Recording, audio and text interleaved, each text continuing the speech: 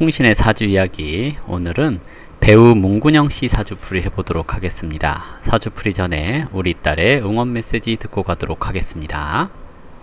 구독과 좋아요 꾹꾹 눌러주세요. 네, 구독과 좋아요 꼭꼭 눌러주시고요. 배우 문근영씨, 이번에 유령을 잡아라 라는 드라마에 출연하시는 것 같아요. 그래서 풀이를 해볼 건데요. 사주는 정묘년 토끼띠해에 태어났습니다. 그리고 을사월이라고 해서 여름철에 태어났고요. 을묘일주로 태어났습니다. 4월의 을목은 개수를 보는 것을 좋아합니다. 을목은 화초와 같은 것을 얘기를 하기 때문에요. 개수라고 하는 하늘에서 내리는 비 또는 잔잔하게 뿌려지는 분무기 같은 그 물기, 습기 이런 것들이 좀 있을 때 4월에 좀 건강하게 성장한다라고 할 수가 있겠고요. 공통보감에서 얘기하는 이제 일용신이라고 하는 4월의 을목이 개수가 있으면 좋습니다 하고 하는 얘기는 자기 자신에 대한 자질 개발, 그리고 일에 대한 효율, 그리고 이제 을목 입장에서의 수는 지속력, 튼튼한 뿌리 이런 것을 얘기를 하거든요. 그래서 자기 기반에 대해서 확고하게 자리를 잡게 만들어 줄 수 있는 것이 을목이다라고 얘기를 하는 거고요. 목이라고 하는 나무의 특성은 토라고 하는 흙의 기운이 있을 때 뭔가 이렇게 자리를 잡고 안정적으로 일 처리를 합니다 하는 것을 뜻해요. 근데 서재 토가 없고 원령에 사화라고 하는 역마를 두었습니다. 이렇게 되면 활동이 많은 여기저기 돌아다니는 직업군 또는 이사, 이직 등을 자주 하는 이런 특성으로 나타나는 경우가 많거든요. 그런데 일단 이렇게 역마가 있고 그러면 연기자보다 예를 들어서 아이돌이라든지 가수라든지 이런 걸 했다면 더 많이 돌아다녔겠죠. 근데 역마를 뒀는데 연기자 그랬네요. 그러면 연기하면서 여기저기 많이 돌아다닐 수밖에 없는 직업군을 선택을 하면 자기한테 잘 맞는 캐릭터로 자리 잡을 수 있지 않을까 하는 생각도 들거든요. 예를 들어서 경찰이라거나 아니면 여행, 관광 가이드, 승무원 이런 것처럼 역마성 직업 이런 것들을 갖는 것도 나쁘지 않다라고 할 수 있습니다. 신살로 직업을 잡는다라는 것은 이 신살은 보조적인 역할을 하는 거거든요. 보조, 메인이 될 수 있는 것은 아니에요. 그래서 특정 직업에서 역마의 성향이 발휘되는, 또는 격이라고 하는 원령에서 역마의 성향이 발휘될 수 있는 이런 것을 뜻하기도 하거든요. 그래서 메인으로 직업을 잡지는 않고요.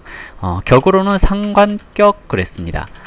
상관이라고 하는 격은 원래 성격은 호기심이 강함, 그리고 관을 극하잖아요. 그래서 관심 받고 싶어 하는 그런 성향이 있어요. 그래서 사람들과 많은 대화를 나누기를 원하게 되고요. 사람들과 함께 어울려서 활동하는 그런 것을 좋아하는 격이 상관격입니다. 근데 특히 4월이라고 하는 여름철에 태어난 상관은 약간 수다스럽거나 그리고 사람들과 어울리고 즐기는 것을 좋아합니다. 그러니 예체능이나 교육이나 그리고 이제 연기나 이런 것들을 할 때 잘할 수 있지 않을까 생각되고요. 사중의 병화 또한 이렇게 사람을 만나고 상대하고 관리하는데 유리한 그런 기운이라고 할 수 있는데, 투가는 정화가 했어요. 이렇게 정화가 상관 원령에서 정화 식신이 투간됨 이렇게 얘기를 하거든요. 이것을 격이 혼잡되었어요 라고 얘기를 해요. 격이 혼잡되었다라는 것은 격의 혼잡, 분산 이런 것은, 격은 귀함을 논하거든요. 그러니까 높낮이, 이것을 논했을 때 분산이 됐다 또는 혼잡이 됐다라는 것은 높이 올라가는 것이 쉽지 않아요 하는 것을 뜻하기도 하거든요. 근데 이제 여기서 개수라고 하는 것이 있으면 어떤 일에 있어서 지속력 이런 것들이 나타나는데요. 개수가 없으면 약간 반짝하고 말 수도 있습니다 하는 것을 얘기를 해요. 국민 여동생으로 이름을 많이 알렸고요. 어렸을 때 이제 초년의 병호대운부터 이름을 많이 알렸거든요. 근데 정미대운 들어서면서 활동이 약간 좀 주춤했죠. 그러다가 이제 무신대운 들어왔거든요. 일단은 정화라고 하는 것은 예체능적인 재능, 기술, 습득 이런 것에 도움이 돼요. 근데 식신이잖아요. 그러면 개인적인 능력 개발에 힘쓰는 것을 뜻하는데 간목이 있고 정화가 있으면 스스로가 노력해서 배운 것을 토대로 또는 자신이 알고 있는 것을 토대로 능력 개발하는데 신경을 쓴다라고 얘기를 하거든요. 근데 을목이 정화를 생하는 것은 경험이 도움이 됩니다라고 얘기를 해요. 그러면 연기를 잘하려면 이 사주가 연기자니까 연기를 잘하려면 여러 가지 경험을 쌓아라 라고 얘기를 하거든요. 그러면 어떤 배역을 맡게 되면 배역에 해당하는 직업군이라든지 또는 그 생활 습관이라든지 이런 것들을 미리 익혀두는 것이 도움이 됩니다. 뭐 이건 사주적인 견해인데요. 이미 오래전부터 배우 생활을 해왔기 때문에 본인이 어떻게 행동을 해야 되는지 잘 알 거라고 생각이 됩니다. 그러니 제가 쓸데없는 조언하고 있는 거고요. 상관격은 이제 정제를 봤을 때 꾸준하게 자신에게 주어진 환경에서 열심히 일을 하게 됩니다. 라고 얘기를 하는 거고, 정제가 관을 보게 될 경우에 이제 높이 올라갈 수 있는 준비가 됩니다 라고 얘기를 하는데, 태어난 시간을 모르니까 이제 제가 뭐라고 얘기하기는 좀 어렵습니다. 이 사주가 관도 제도 없는 상황이죠. 시간에서 어떨지 몰라요. 근데 이제 일단은 없고요. 그러면 비견이 상관을 생하니 내 능력을 이용해서 자신의 가치를 상승시키는 거고요. 이제 30세부터 무토라고 하는 격에 대한 상신이 왔어요. 이렇게 됐을 때 내가 활동할 수 있는 환경이 조성되기 시작합니다. 이렇게 얘기를 하거든요. 그래서 이제 지금부터 활동을 열심히 잘 하셔도 상관없는 시기이고요. 올해가 기해년 그랬거든요. 천간에 편재가 왔고요. 지지로 정인이 왔습니다. 상관격의 편재는 새로운 직장으로의 이동을 뜻하기도 하고요. 새로운 분야의 일을 얘기를 하기도 해요. 그러면 원래 이제 연기를 하게 될 경우에 그동안 자기가 해왔던 또는 맡았던 캐릭터를 이제 벗어 던지고 새로운 캐릭터를 갖는 것, 이렇게 얘기를 해볼 수가 있습니다. 사주가 신약하지 않기 때문에 재성이 운에서 왔을 때 부정적인 역할을 하지는 않아요. 그러면 이번에 찍고 있는 유령을 잡아라인가 뭔가의 그 드라마가 일단 평타 이상은 해보겠지, 즉 재미있을 것 같은 느낌적 느낌이 드는 그런 것을 얘기를 해볼 수가 있겠고요. 지지로 해수가 왔을 때 해, 묘, 미 하잖아요. 이렇게 됐을 경우에 해수가 묘목을 생했으니까 자신의 타고난 재능을 오랫동안 갈고 닦아온 것을 활용할 수 있어요. 이렇게 얘기를 하거든요. 근데 연지합하고 월지합하잖아요. 근데 그 과정에서 해수가 사화를 톡 치죠.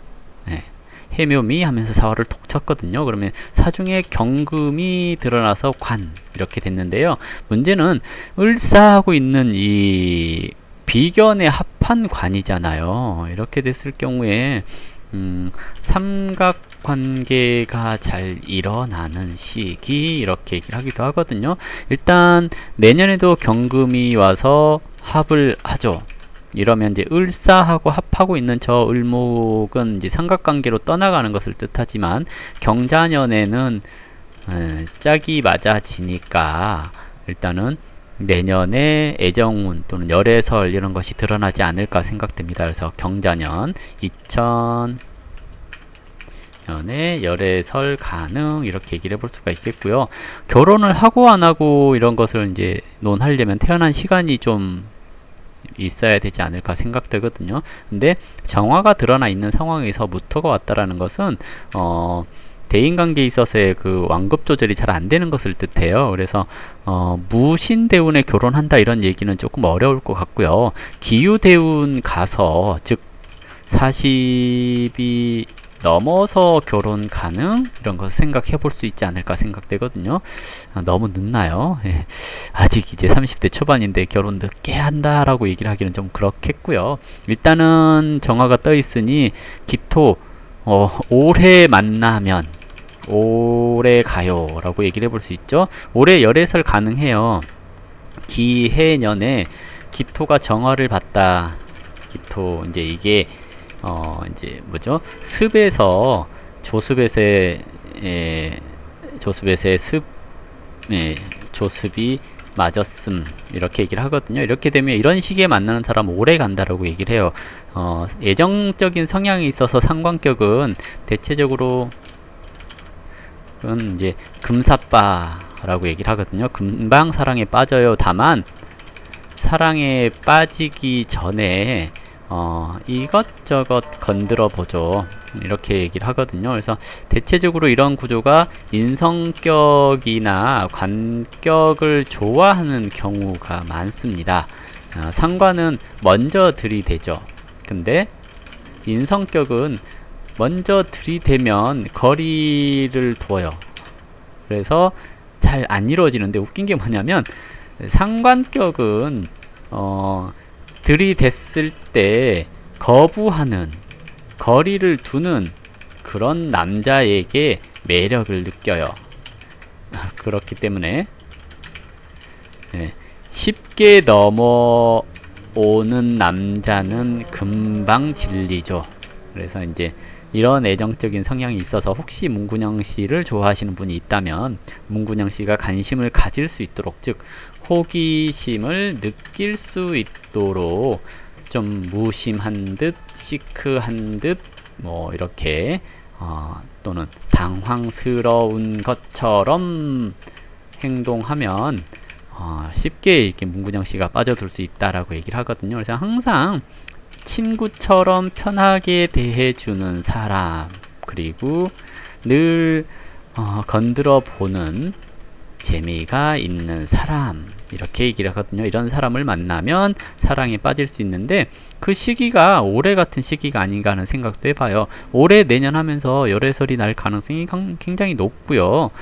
이런 시기에 만난 사람 올해 같은 시기에 만나는 사람 좀 길게 갈 수 있다라고 얘기를 합니다. 그런데 결혼이라는 것을 논하기에는 40세 넘어서 논하는 게 좋아요. 왜냐하면 상관격이잖아요. 상관격은 원래가 금사빠해서 초년 결혼 후에 그러고요. 이제 그러니 늦게 결혼해야 안정적 이렇게도 얘기를 하는 겁니다. 그래서 가능하면 좀 늦게 결혼하는 것이 좋으니까 40 정도에 결혼을 해주시는 거 40 넘어서 결혼해 주시는 거 이것이 좀 좋지 않을까 생각됩니다.